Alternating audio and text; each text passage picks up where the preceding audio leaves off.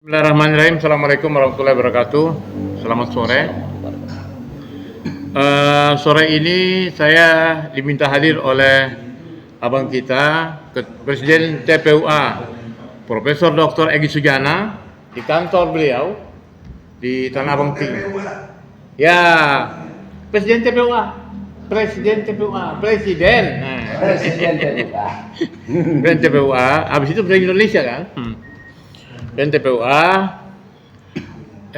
kebetulan memang ada pernyataan yang cukup menghebohkan. Ya kan?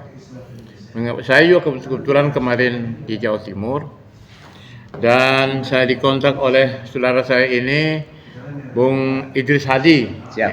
Hadi, Sekjen apa? Aliansi Damai Anti Penistaan Islam. Ya, Aliansi Damai Anti Penistaan Islam. Saya sendiri adalah wakil ketua bidang aktivis dari TPUA, Tim Pembela Ulama dan Aktivis. Nah, kemarin memang saya dihubungi oleh Bung Idris Hadi, siapa Ustadz ya, karena beliau ini punya background selain sebagai juga pengamat, kemudian punya ya, pemerhati. Dan beliau ini cukup komit dengan dia yang selalu berdakwah ya. Ya, ketika diundang. Ya, tuh. Nah jadi ketika saya di Jawa Timur itu, beliau telepon saya, bahkan meminta ya, membuat pernyataan khusus terkait dengan pernyataan Presiden Prabowo dan kemudian dimuat oleh media nasional. Pernyataan dari Yusril Izzah sebagai Menko Hukum dan HAM, Menko Hukum ya, dan Hak Asasi Manusia, Menko ya. Menko. Dan juga kawan saya tadi sudah pada sesi pertama tadi, Bung Damai Hari Lubis, salah satu pengacara yang cukup dikenal, juga menyampaikan masalah ini, juga menulis juga. Nah, jadi ini kita ngobrol santai ya. Iya. Kira-kira terkait dengan masalah ini, bagaimana tanggapan Ustadz Idris Hadi tentang persoalan menyangkut statement yang memaafkan, isinya itu memaafkan para koruptor, ya kan? Karena kata Yusril, kalau mereka di penjara itu nggak ada manfaat. Tidak ada manfaat bagi negara. Tidak ya. Manfaat bagi negara, jadi sebaiknya dimaafkan dan duitnya dikembalikan. Iya. Ya kan? Kalau menurut Prabowo, bila perlu dengan diam-diam. Ya, ya, silakan. Assalamualaikum warahmatullahi wabarakatuh. Saya M. Idris Hadi sebagai bagian yang tidak terpisahkan dari Aliansi Damai Anti Penistaan Islam. Ya. Sekjen, sebutin saja seperti itu. Ya. Merasa terganggu dengan apa yang disampaikan oleh Bung Yusril Izzah Mahendra, yang sementara dari dulu saya menghormati beliau, orang yang begitu eksis dalam menyampaikan sebuah nilai-nilai kebenaran dari aspek hukum. Saya bukan praktisi hukum, cuman agak terkaget-kaget ketika statement beliau menyampaikan hal itu, bahwa kalau menangkap koruptor bagi pemerintah tidak ada manfaatnya. Lah ini yang kita pikir, apa yang disampaikan itu akan berdampak pada nilai global dalam tanda kutip. Khawatir ada isu dan informasi bahwa negara Republik Indonesia adalah negara maling. Ini yang kita pikir seperti itu. Karena begitu bebasnya menyampaikan bahwa kalau maling, koruptor itu terlalu halus bahasanya. Kita sebutin aja itu maling-maling, garong-garong, perampok-perampok. Begitu leluasannya mengambil aset atau berbagai macam cara, hak-hak rakyat diambil, dan setelah itu tidak ada manfaatnya bagi pemerintah kalau ditangkap. Mungkin berbarengan dengan apa yang disampaikan oleh Presiden Prabowo, bahwa kalau mengembalikan itu dimaafkan. Mungkin pesannya miku dhuwur mendem jero, tapi bukan itu. Rakyat menjerit ini bro, rakyat menjerit. Ada apa di balik pernyataan itu? Akankah atau adakah permasalahan-permasalahan yang akan ditangkap kemudian pesan ini supaya menyeluruh kepada para koruptor, termasuk di dalamnya bisa jadi, ini kalimat bisa jadi tidak tuduhan, orang-orang para menteri yang diangkat menjadi bagian pendukungnya Presiden Prabowo juga merupakan bagian yang tidak terpisahkan dari, dalam tanda kutip, tidak tuduhan, bisa jadi itu para koruptor, dan setelah itu cukup dengan dimaafkan. Itu yang pertama. Yang kedua, kami berpikir bahwa hampir seluruh masyarakat memahami bahwa mantan Presiden Jokowi, kroni dan keluarganya itu tidak terpisahkan dari pemahaman masyarakat, karena berdasarkan info dan isu yang beredar itu menganggap mereka adalah keluarga para koruptor. Apakah, pertanyaannya ini yang paling mendasar, apakah statement Prabowo sekaligus Yusril menyambutnya itu ada indikasi berkenaan dan berkaitan dengan untuk terjadinya pemaafan, dalam tanda kutip mikul duwur mendem jorok? Ini yang membuat kami sakit, saudara-saudara. Rakyat itu banyak nangis, Bu, banyak nangis. Masyarakat menangis ketika dari seluruh aspek perjalanan bisnis mereka dipaksa untuk memberikan atau diambil dengan pajak. Mereka tertatih-tatih dirinya untuk mendapatkan eksistensi, mempertahankan hidup. Sementara para penguasa yang dalam tanda kutip pengusaha peng-peng itu begitu dibebaskan untuk melakukan itu, kami sakit hati. Ada pesan yang cukup menarik untuk Prabowo sebagai presiden sekaligus para pendukung kementeriannya, khususnya di bidang hukum. Ini pesan yang cukup menarik. Ada dua pesan yang ingin saya sampaikan. Hukum boiler, ruangan tertentu mendapatkan tekanan tertentu melebihi dari kapasitas tertentu, tidak mustahil akan terjadi sebuah ledakan. Itu yang pertama. Yang kedua, hukum Archimedes, air itu selalu mengalir ke bawah. Apabila di bawah itu ditahan dengan berbagai macam benteng pertahanan, tidak mustahil benteng itu akan dijebol. Itulah perasaan rakyat. Rakyat pada akhirnya akan menyampaikan pesan dengan cara kami sendiri. Dan kalau sudah berbicara dengan cara kami sendiri, ingat pesan yang disampaikan oleh Gus Dur, Cak Muslim. Gus Dur pernah menyampaikan, kalau tidak salah ya, tapi tolong koreksi, begitu menyampaikan tentang Mahfud MD, Mahfud MD itu ibarat peluru yang tidak bisa dikendalikan. Jangan-jangan nanti rakyat akan menjadi peluru yang tidak bisa dikendalikan. Itu aja. Tahan dulu sampai di situ. Ada catatan menarik yang perlu saya gali lebih dalam. Ya.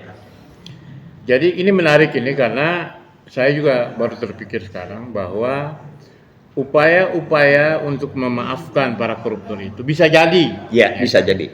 Di dalam kabinet Prabowo ini ditengarai ada sejumlah menteri. Ya. Ya, kan? Tidak tuduhan loh ya.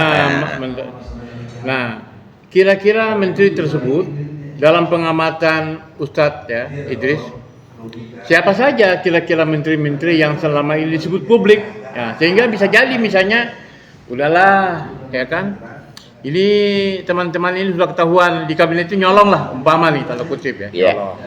Lalu kemudian bagaimana cara memprovokasi presiden supaya mereka dimaafkan, diam-diam uangnya diambil, lalu keluar statement Menko. Iya. Menko mengatakan sudahlah kalau di penjara pun nggak ada manfaatnya. Iya. Kira-kira menurut Ustaz siapa saja ya kan menteri-menteri yang sekarang ini yang sering disebut publik? Iya. Silakan. Oke. Mohon maaf sahabat-sahabatku, ini publik berpikir sesuai dengan beberapa berita yang tersebar. Contoh Zulhas, Hartarto Erlangga, termasuk Muhaimin Iskandar, ya kan? Ini yang berita ini sudah bukan merupakan rahasia lagi. Sudah menjadi konsumsi publik, rahasia umum. Iya, sudah menjadi rahasia umum. Nah, jangan-jangan ada upaya itu di samping hal yang lainnya menyusul. Lain kita berpikir, loh ini mau diapain? Loh kok jangan-jangan statement itu berkaitan dengan itu? Setelah itu mendapatkan stempel bebas dengan catatan mengembalikan hasil korupsinya. Setahu kami dari aspek hukum agama juga, setahu saya bukan praktisi hukum, tapi saya mendapatkan info yang cukup menarik dari para praktisi hukum, bahwa hukum untuk hukum, gitu loh. Hukum dulu ditegakkan, baru konsep permaafan. Bukan permaafan dilakukan, muncul keputusan hukum. Nggak bisa semacam ini bulak-balik ini. Barangkali dunia sudah terbalik. Itu aja barangkali. Nah, satu. Poin yang kedua adalah bahwa kalau memang ada pikiran dari rejim Prabowo ini akan memaafkan para koruptor, lalu bagaimana dengan hukuman yang sudah diterima oleh para koruptor yang sudah divonis pengadilan selama ini? Itu loh. Ya bisa nuntut. Nah, jadi itu kan mereka akan mengajukan mungkin delik ajuan ya, atau bagaimana ya? Loh, kami dihukum kok. Kami menuntut ganti rugi. Ya. Itu loh. Contoh misalnya di antaranya Setia Novanto, mantan ketua DPR dan ketua Golkar. Ya kan? Kemudian ada lagi misalnya mantan ketua Demokrat Anas Urbaningrum. Ya kan? Kemudian ada lagi mantan ketua P3 Surya Dharma Ali. Ya? Kemudian ada lagi satu lagi itu siapa namanya itu ketua P3 juga yang sekarang sudah bebas itu si siapa itu. Lalu kemudian ada lagi mantan ketua PKS Lutfi Hasan Ishak. Hasan Ishak.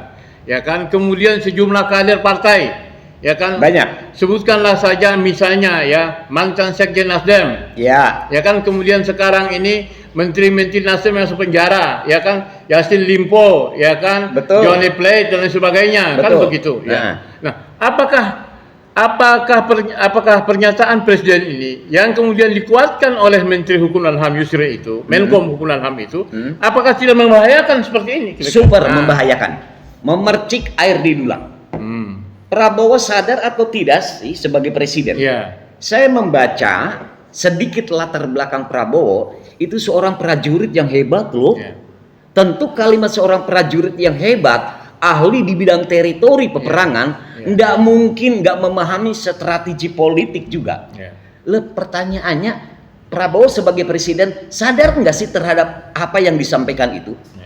Seluruh para pejabat partai yang telah melalui hukuman dan atau sedang macamnya Yassin Limpo sekarang ini menjalani hukuman akan melakukan, mohon maaf, kontra dengan pemerintah, mengajukan upaya perlawanan ya. Upaya perlawanan. Apa akibatnya? Pemerintah tersandra dengan tuntutan ini. Dan sehingga mereka bukan hanya kalimat minta supaya namanya dibersihkan, tapi bisa jadi akan melakukan tuntutan materi. Terus membaliknya. Iya, tuntutan materi. Lah yang membayar negara. Negara duitnya dari mana, Bo? Mikir enggak sih ke sana? Lah kita ini rakyat kecil, mohon maaf, saya akan sedikit menyampaikan. Rakyat kecil bukan rakyat pintar, tapi begitu sulit rakyat untuk dibohongi. Begitu, Cak. Ya, baik Ustadz. Jadi gini kan, saya juga kemarin Ustadz kan meminta saya untuk bikin video pendek. Ya, betul. Nah, dalam video pendek saya itu juga yang sekarang sudah viral kemana-mana, saya menyatakan bahwa statement Presiden Prabowo dan diperkuat oleh pernyataan Menko Yusri ini berbahaya. Kenapa berbahaya? Jika memaafkan para koruptor dan tidak dihukum karena dikembalikan uang, ya kan, secara diam-diam, ini pihak luar negeri, para investor, ini menganggap Indonesia negara maling. Kalau mereka menganggap Indonesia negara maling, lalu kemudian mereka nggak akan mau, jangan tuh bawa investasi ke Indonesia. Nanti uang kita akan dicuri rame-rame. Tapi pemerintah penguasanya itu memaafkan mereka. Gitu loh. Nah, jadi sekali lagi karena sesi pertama tadi Bung Egy Sujana dan Damai Herlubi sudah yang lebar mengulas ini, saya hanya meminta, ya kan, secara tegas kepada Presiden Prabowo dan Yusri sebagai Menko agar mencabut kembali pernyataan tersebut karena ini blunder, ya kan? Betul. Jangan sampai begini kan. ini situasi ekonomi di mana dolar sekarang ini sudah mendekati 17.000, lalu kemudian tahun depan ini 2025 ini negara akan membayar hutang jatuh tempo sebanyak 800 triliun, ya kan? Negara tidak punya uang, lalu kemudian dengan cara seperti ini untuk mengambil uang dari para koruptor, dan ini secara psikologis berbahaya buat negara Indonesia dan berbahaya bagi kepercayaan pihak luar saat Indonesia ini. Betul. Ya, itu saja. Dan ini terakhir, saya akan menyampaikan. Saya hanya akan menyampaikan bahwa saya berkeyakinan bahwa dalam tatanan hukum pasti ada istilah moral. Setahu kami. Tapi entah menurut praktis hukum. Rasulullah innama bu'aitsu liyutammima makarimul akhlaq. Innama bu'aitsu liyutammima fi ma'alikum wa ma'adikum. Sesungguhnya aku diutus oleh Allah untuk memperbaiki akhlak budi pekerti. Sekaligus sesungguhnya aku diutus oleh Allah untuk menyelesaikan perkara di dunia dan akhirat. Pesan saya yang terbaik untuk orang yang sangat saya hargai dan selalu menyampaikan Bang Prof kepada Bung Yusri Issa Mahendra. Bung, Anda praktisi hukum, saya mohon untuk tetap berpegang pada moral apapun juga. Karena apa? Jabatan kapan waktu akan berakhir. Jabatan kapan waktu akan berakhir. Tapi mudah-mudahan identitas dan status diri sebagai manusia yang punya pemahaman di bidang agama tidak akan berakhir. Demikian. Baik, dalam saudara sekalian, itu sedikit seringkas sepilas tentang pandangan Bung Ustadz Idris Hadi, Sekjen Aliansi Damai Anti Penistaan Islam, dan saya Muslim Arbi, Wakil Ketua TPUA, Tim Pembela Ulama Aktivis, Direktur Gerakan Perubahan Koalisi Indonesia Bersatu, sekaligus sekali lagi meminta kepada Presiden Prabowo dan Menko Yusril agar supaya menarik kembali pernyataan tersebut, karena itu berbahaya, bahkan itu akan menjadi titik serang. Betul. Untuk menjatuhkan Prabowo. Sekian. Dan mohon untuk didetilkan apa yang disampaikan oleh Prabowo, bahwa dana yang udah dihasil korupsi itu untuk dikembalikan secara diam-diam dan dihapuskan. Tidak, itu maksudnya. Tolong detilkan kalimat dan ungkapan pesan itu. Tolong klarifikasi, dan kemudian ternyata dipandang itu berbahaya, tolong itu dicabut. Assalamualaikum warahmatullahi wabarakatuh.